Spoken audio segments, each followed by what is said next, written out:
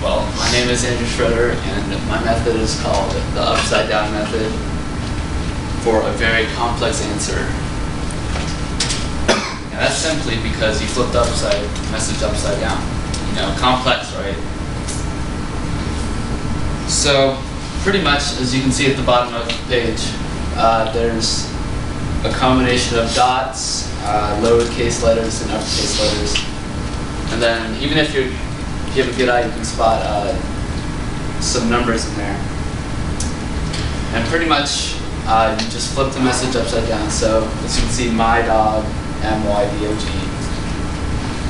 And that's pretty much just the basis of the message so far. And if you write a write it by hand, you can add some designs to it. You can add some random dots and whatnot. So if we go back, say you want to confuse your enemy a little bit more, you could flip like these letters around.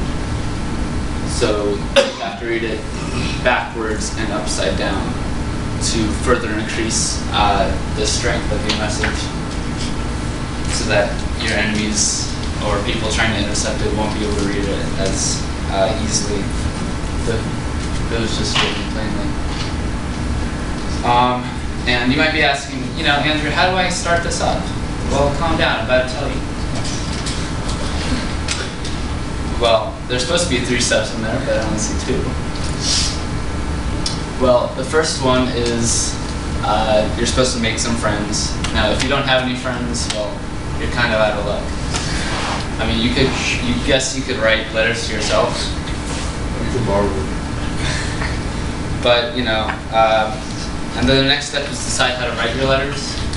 So, back on the first slide, we had my dog, and I said that you need to decide where to put dots if you want to add dots, and if you want to flip them backwards or just leave them, or add numbers, uppercase or lowercase, that kind of thing.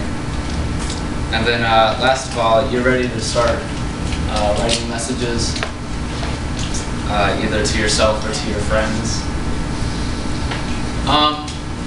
And then next, there are obviously pros to this. First of all, it's easy to use, easy to set up, easy to decipher if you know what you're doing. There's no need for paperwork if you're smart enough to remember which letters and how they're written and what designs you're using. And last of all, it's secure and flexible. As I said before, it's unbreakable, so there's no need to be afraid of enemy interception, because it'd be pointless for them to even try and break it. And just like I said, it's easy to, there's no worry about enemy interception and decoding.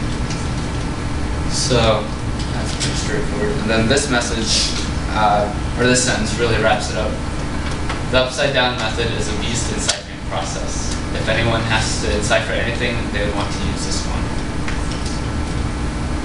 Now, are there any questions you would like me to explain? Yeah, I have a question. Sure. Back up, can you show your cipher again? Like my dog ate my homework. Yeah, and how did you type those, like that upside down E that's kind of subscripted a little bit?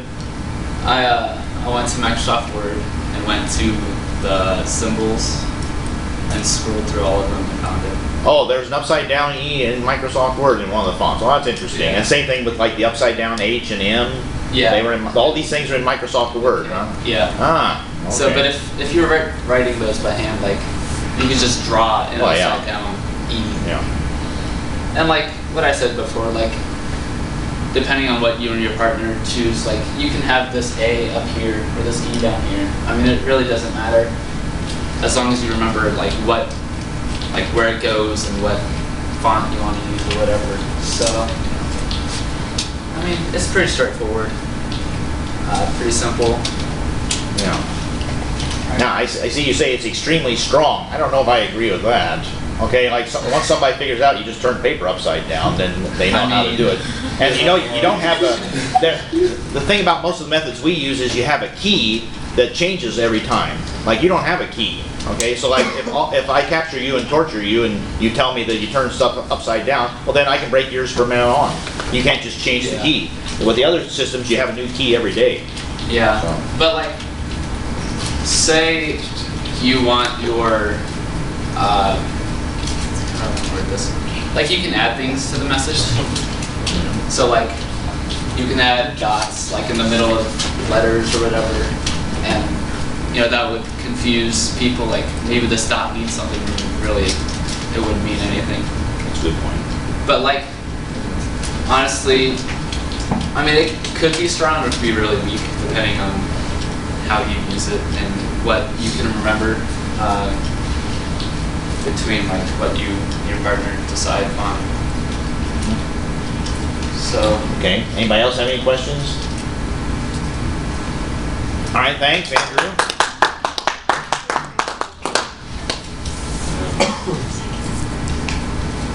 Very good. Who's that? Here's Hannah.